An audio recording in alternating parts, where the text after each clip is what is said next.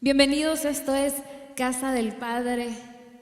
El Señor nos ha dado libertad y una de las razones por la cual Él nos ha dado libertad es para que le adoremos, para que podamos entrar a su presencia y con toda libertad lo adoremos. Así que le invito a que en este momento usted deje ahí a un lado su celular recargado en algo y tenga sus manos libres para aplaudir, para levantarlas, cante, y si el Espíritu de Dios lo mueve, no importa si hay alguien ahí con usted, párese, póngase de pie y pónganse a danzar delante de la presencia de nuestro Dios.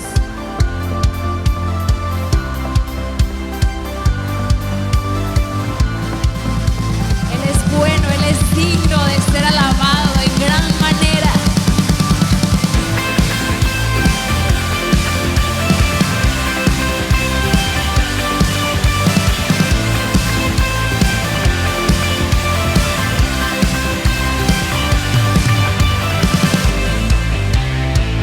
Yo te alabaré, te glorificaré, mi vida te daré como ofrenda a tus pies. Nada podrá apagar el fuego que arde en mí, aunque mil se levanten, todos tendrán que huir, aún sin fuerzas cantaré. Todo te exaltaré, con mis manos, con mis pies, con todo te exaltaré. Hay libertad, hay libertad, hay libertad para adorarle. Hay libertad, hay libertad, hay libertad para adorarle.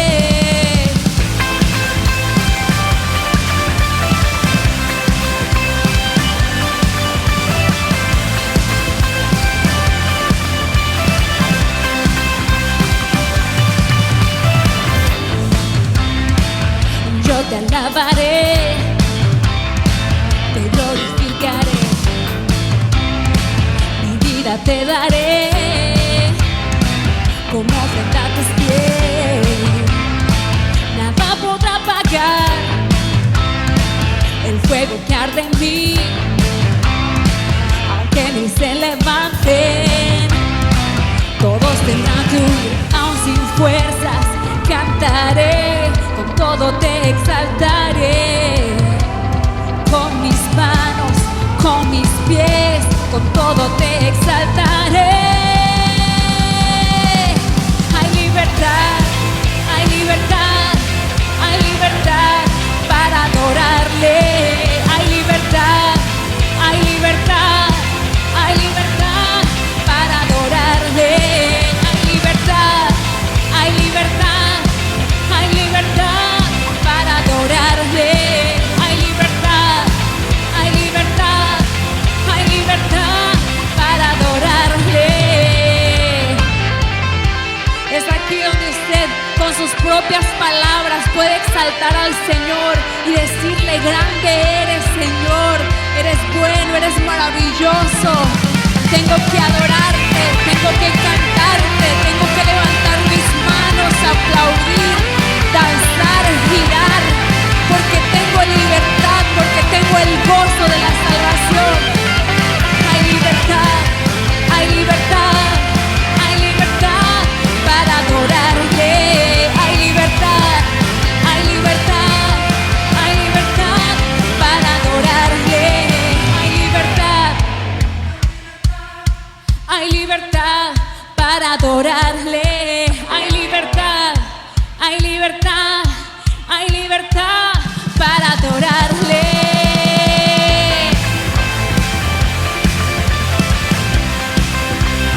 Aquí en la casa de Dios y ahí en tu hogar hay libertad. Ahí está el Espíritu de Dios. Donde está el Espíritu de Dios hay libertad. Hemos entendido la importancia del Espíritu Santo en nuestra vida, siempre constante en su llenura. No queremos conformarnos con poco, queremos más de Él. Así que en este momento vamos a decirle: Espíritu Santo, mi vida está dispuesta como nunca para que tú obres en mí, para que tú tomes el control, para que tú hagas conmigo como tú quieras. Te cedo el control a ti, porque no puedo estar sin ti, ya no puedo vivir sin ti, ya no quiero estar sin ti.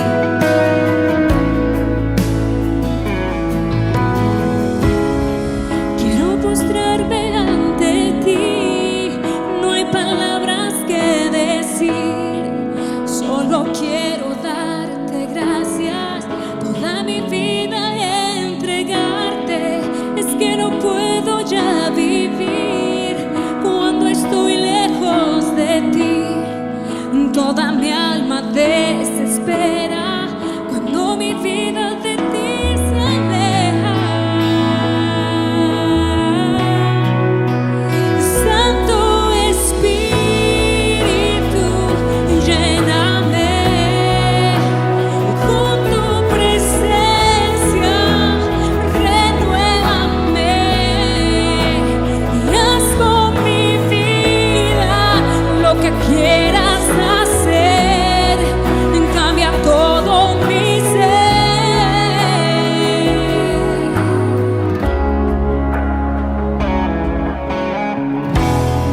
Quiero postrarme ante ti, no hay palabras que decir, solo quiero adorarte, toda mi vida entregarte. Es que no puedo ya vivir cuando estoy lejos de ti. Toda mi alma desespera cuando mi vida de ti se aleja. Santo Espíritu, lléname con tu presencia, renuévame y haz con mi vida lo que quieras hacer, cambia todo mi ser.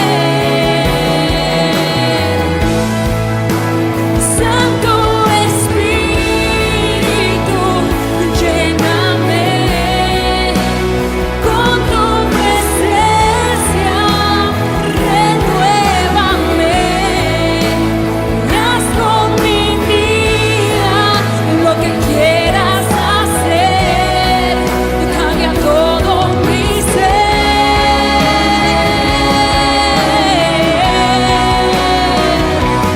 Porque no extiende sus brazos y le dice: mi vida está aquí presta para ti, para que tú la llenes, para que tú la transformes sin impedimento. No voy a impedir tu obra en mí. No seguiré sin ti, Señor, sin el amor y la pasión. Aviva hoy mi corazón, que el fuego arda en mi interior.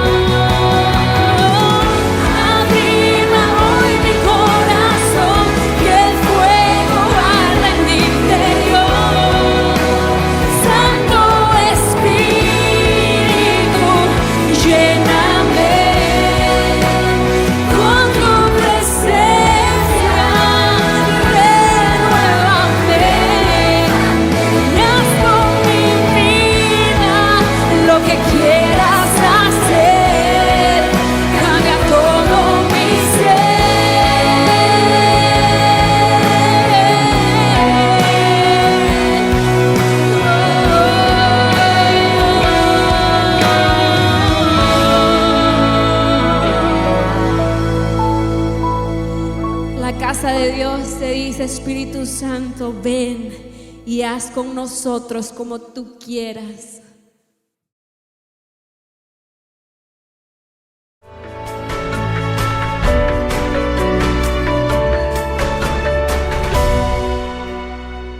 Bienvenidos esta noche, estudio de la palabra o temas de estudio que son muy importantes y esta noche vamos a tratar el tema de la transformación de los 11 discípulos.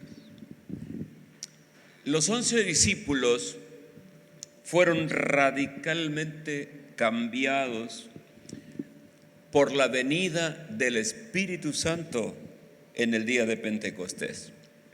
Antes de Pentecostés habían sido hombres ordinarios, pescadores, no eran eruditos, no eran líderes, no tenían estudios. Y como nosotros, a menudo eran torpes, se equivocaban y no entendían.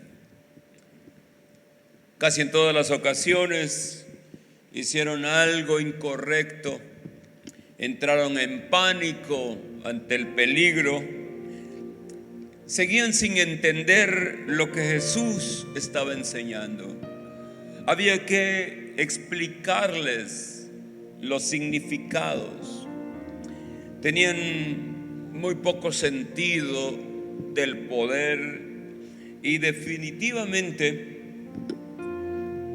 cuando iban a alimentar a los 5,000, por ejemplo, no sabían ni qué hacer.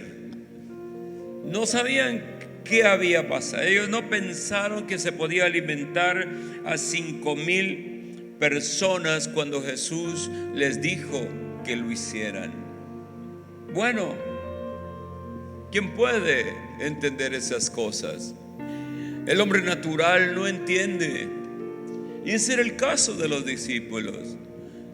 Eran hombres invitados a una nueva vida, una vida de aventura nueva, dentro de un plan glorioso de parte de Dios que los había seleccionado, pero ellos estaban en la forma más primitiva. Seguían apartando los ojos de Jesucristo. Prácticamente, si usted lee los evangelios, generalmente fueron alabados por Jesús, excepto una o dos veces el apóstol Pedro, pero generalmente fueron reprendidos muchas veces. ¿Cuántas veces Jesús dio a entender cuando les dijo en Mateo 17, ¿hasta cuándo os he de soportar?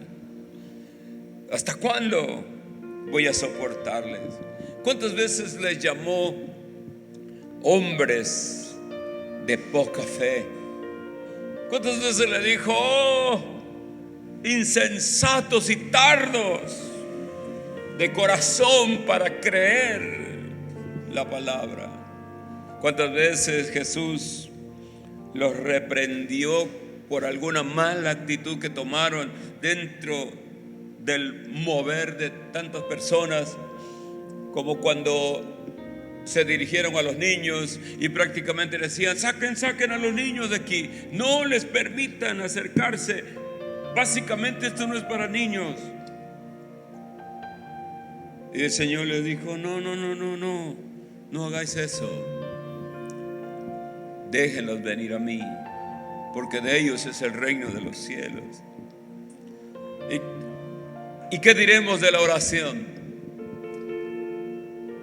Generalmente se dormían, los encontrábamos durmiendo durante la oración, peleando por los primeros puestos. Inclusive se atrevieron a reprender a Jesús, a llamarle la atención por hablar de la muerte, cuando él dijo: necesito ir a Jerusalén y ahí me van a matar. Uy, y si sabes que te van a matar, ¿para qué vas? No vayas. Los encontramos negando a Jesús, negando que lo conocían, escondiéndose de miedo de las autoridades después de la crucifixión. Y sin embargo, después del día de Pentecostés, eran completamente diferentes, radicalmente distintos. No se inmutaban ante el peligro. Ya no había nada que pudiera detenerlos. Se enfrentaron a los mismos ante los que antes se habían acobardado por miedo. Ahora ya no, ahora se enfrentaban. En lugar de un flujo constante de declaraciones tontas y cobardes, por el contrario, después de Pentecostés hay declaraciones fuertes, justas, llenas de valor, de audacia, que salen de su boca, como en Hechos 4:19 al 20, que dice: mas Pedro y Juan respondieron diciéndoles: juzgad si es justo delante de Dios obedecer a vosotros antes que a Dios, porque no podemos dejar de decir lo que hemos visto y oído. Y estaban hablando delante de autoridades religiosas, gente que antes les causaba temor, ahora tenían denuedo, ahora no se detenían, ahora la palabra fluía de ellos. Estaban llenos de gozo, llenos de gozo. Incluso ante grandes sufrimientos,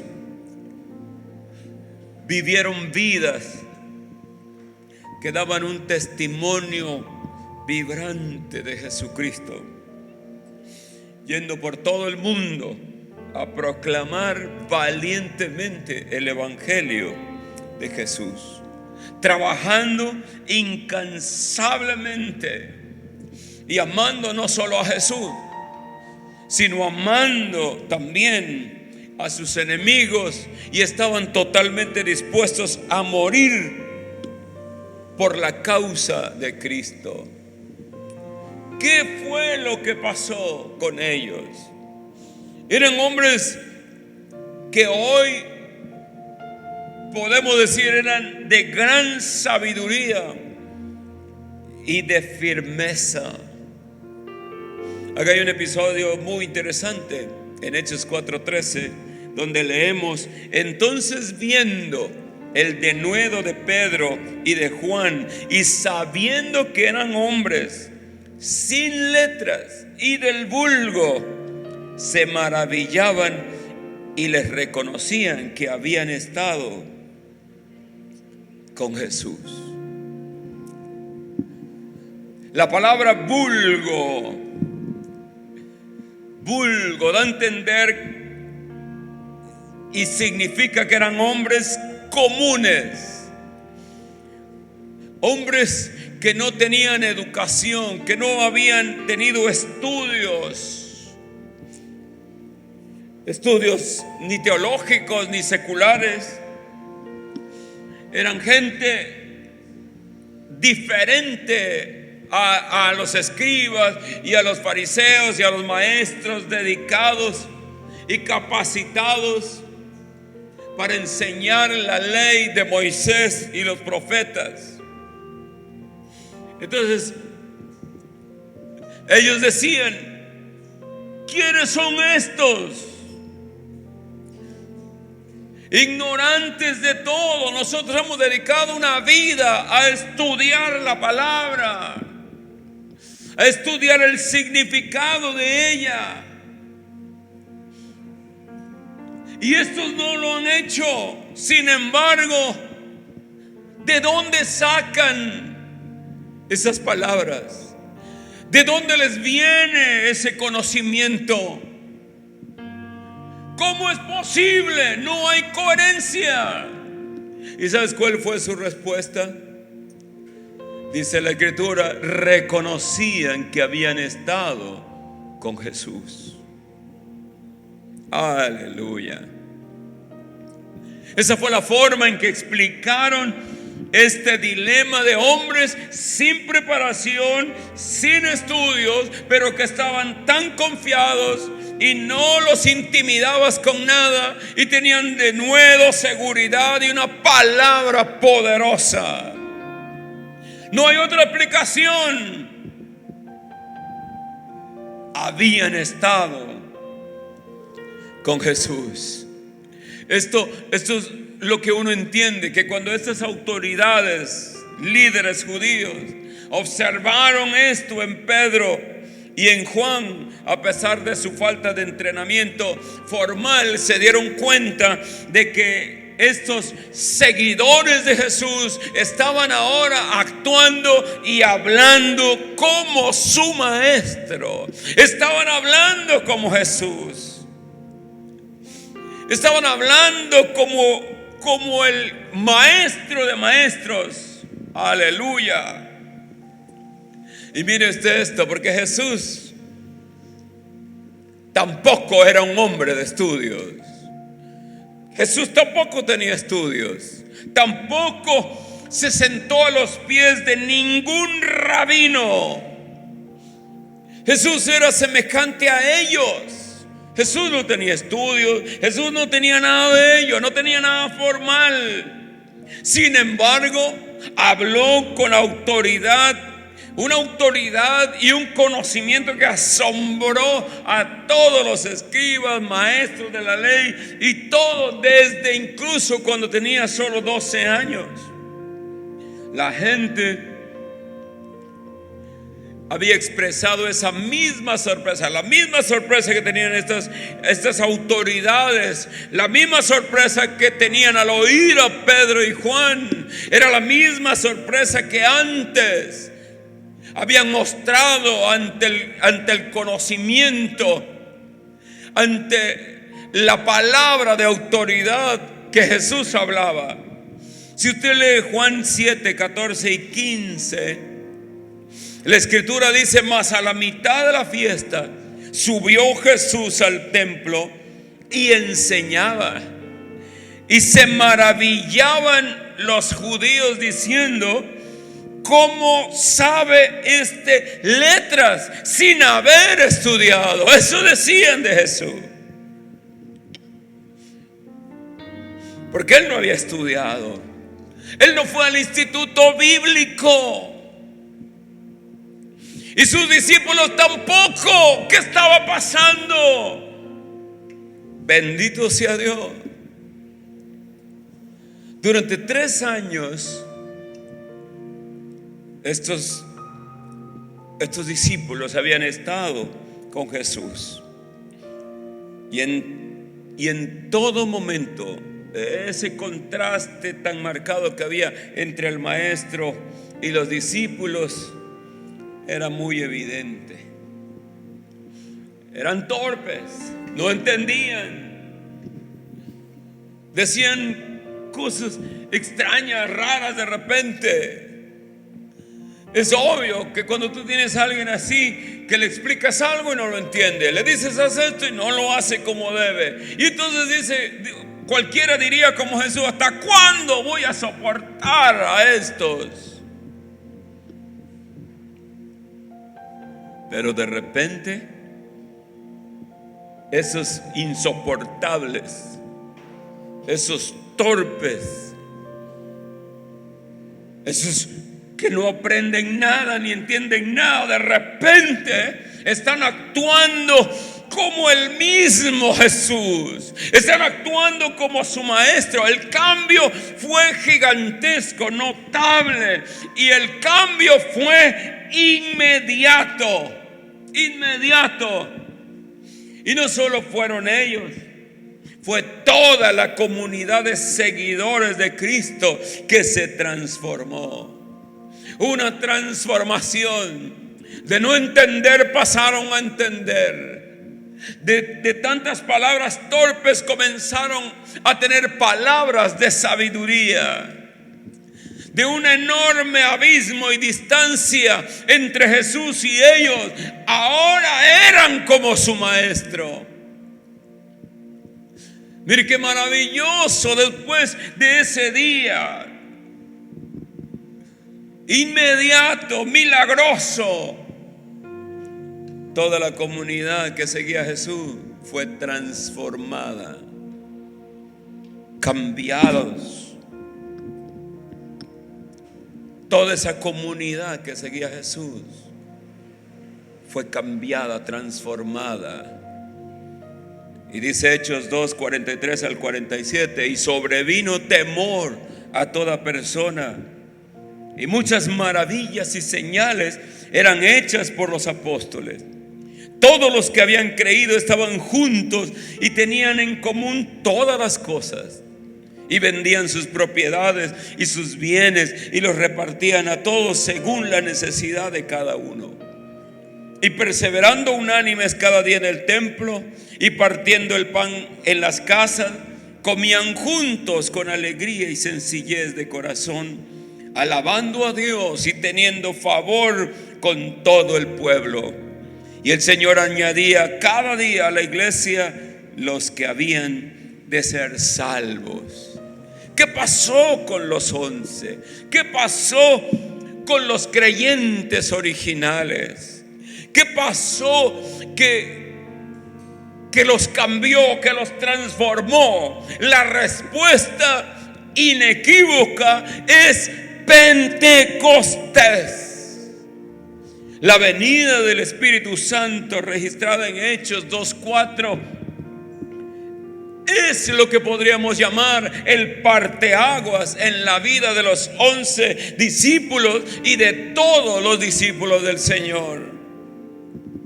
Necesitamos ese parteaguas. Debe haber un parteaguas en la vida de aquellos que son creyentes y discípulos del Señor.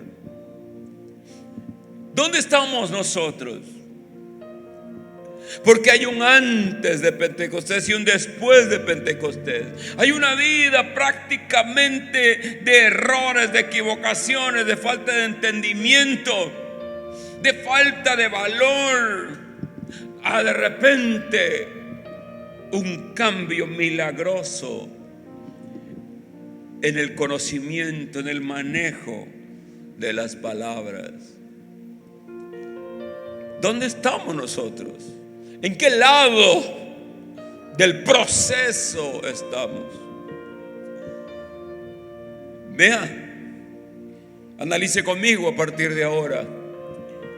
Si tenemos estos dos modelos, el modelo antes de Pentecostés y el modelo después de Pentecostés. Mire, los discípulos de antes de Pentecostés y los discípulos después de Pentecostés, ¿con cuál nos identificaríamos más?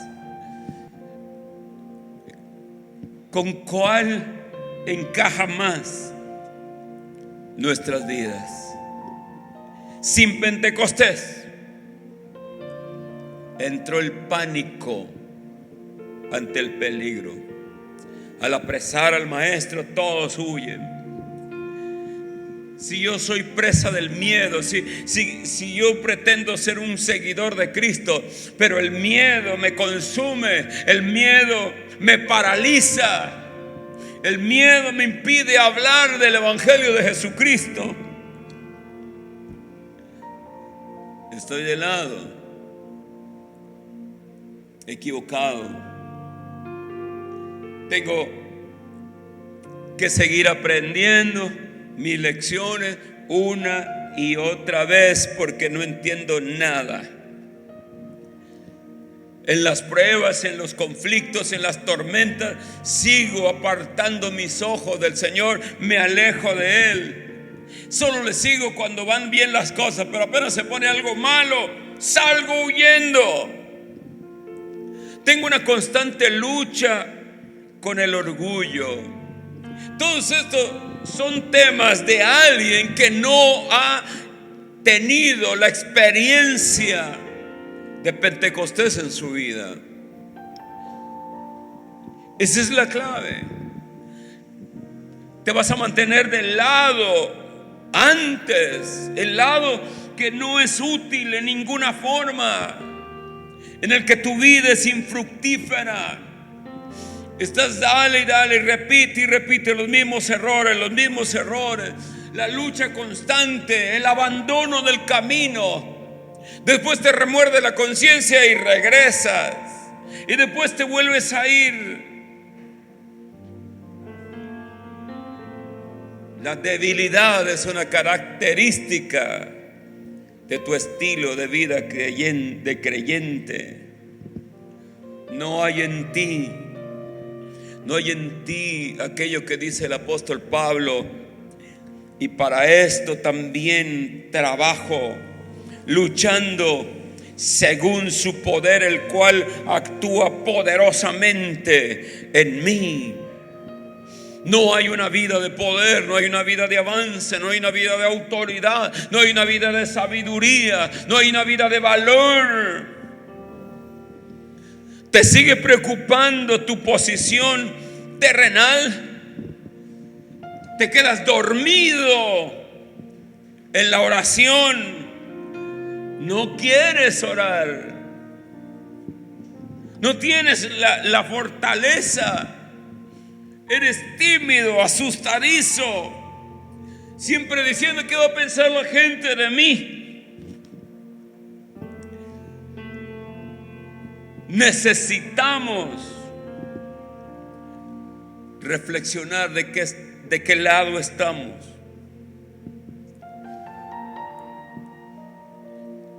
Constantemente estás haciendo mal las cosas. Constantemente te despiden. Y en la obra de Dios necesitamos servidores, pero no servidores que estén estropeando las cosas. Servidores que sean útiles, fieles, que hagan las cosas correctamente. No podemos seguir de esa manera. Esa es la gran diferencia entre lo que eran los discípulos y en lo que se convirtieron. Necesitamos ver la diferencia clara entre lo que somos, lo que estamos viviendo, y decir: no más de torpezas, no más de hacer malas cosas, no más de ir y venir en la vida en Cristo. No se puede vivir así. No puedo tener una vida tan inútil. Necesitamos una coherencia con lo que Dios quiere que seamos, porque somos algo que no debe ser. ¿Y qué es lo que falta?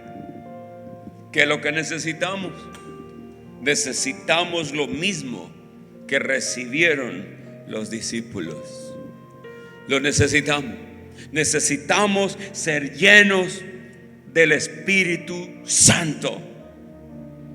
Necesitamos ser llenos del Espíritu Santo, porque la transformación, el cambio del miedo al valor, el cambio de la falta de capacidad para hablar y entender a una vida de entendimiento y revelación del Espíritu, tiene que ver con la llenura del Espíritu Santo, tiene que ver con el bautismo del Espíritu Santo. La diferencia entre alguien que sigue a Cristo sin la llenura y los que siguen a Cristo después de haber pasado por la llenura del Espíritu, hay un enorme abismo, hay un enorme abismo.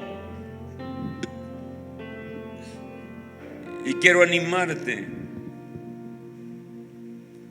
porque ellos, los 11 y todos los demás, no eran mejores que nosotros como seres humanos.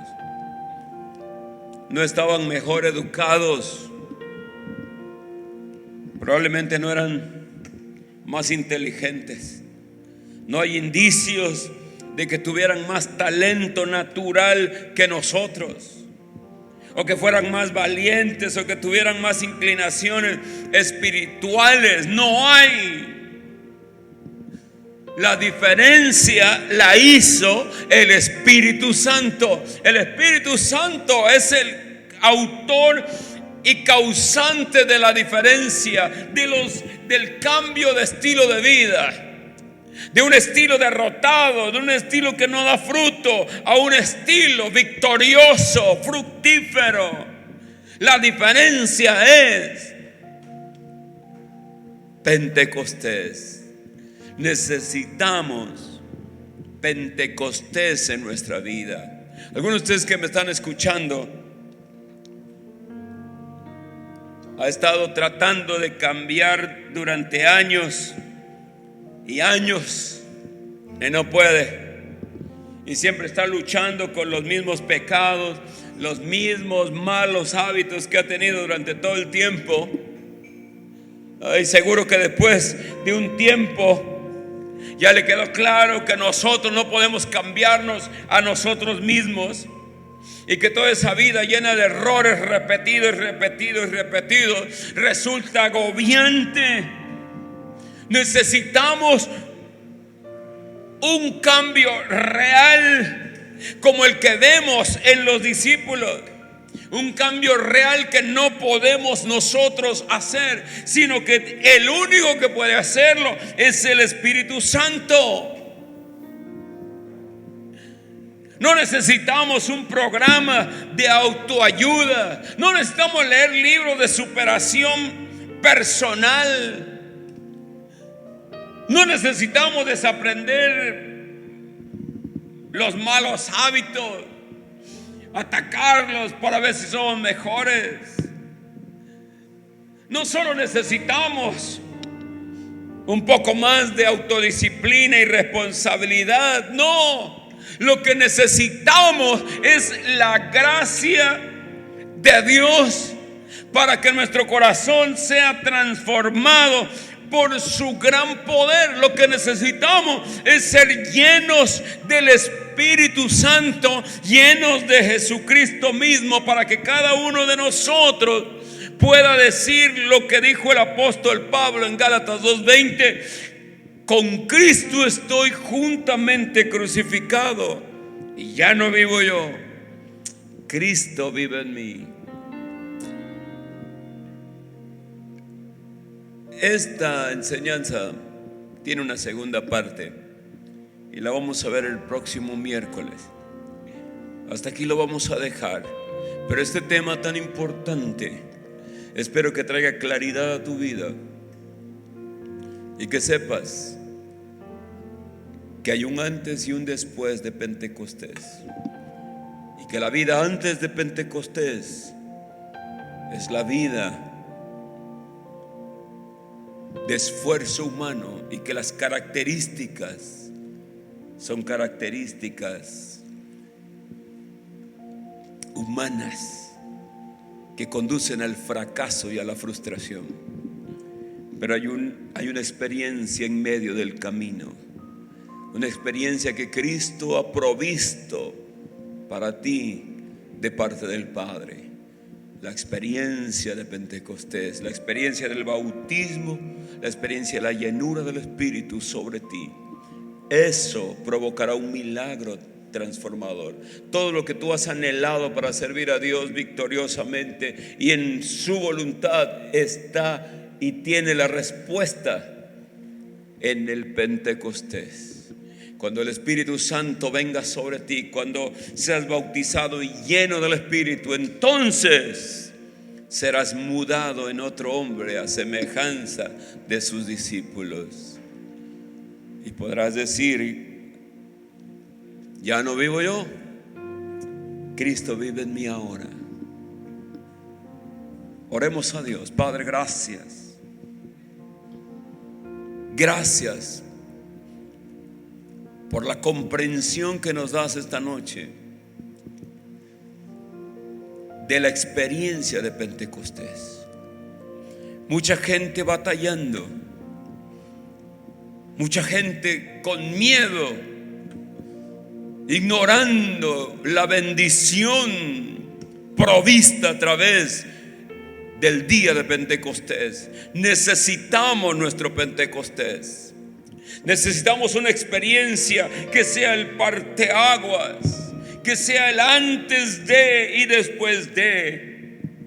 Queremos vivir después de la experiencia de Pentecostés y tener una vida fructífera, poderosa, de valor, de sabiduría, de gracia, de poder de lo alto. Poder que bendiga nuestras vidas y las vidas de los demás. Bendigo a tus hijos. Bendigo a tus hijos. Que busquemos la llenura del Espíritu para que seamos así tus discípulos. Padre, los bendigo en el nombre de Jesús y oro para que estén alertas y atentos al próximo miércoles para concluir esta reflexión que bendiga nuestras vidas. En el nombre de Jesús. Amén. Gracias por acompañarnos en esta transmisión. Te esperamos el próximo domingo a las 10 de la mañana. Dale me gusta a este video y compártelo. Y no olvides suscribirte a este canal y activa la campanita para recibir las notificaciones y los recordatorios a tiempo. Hasta la vista.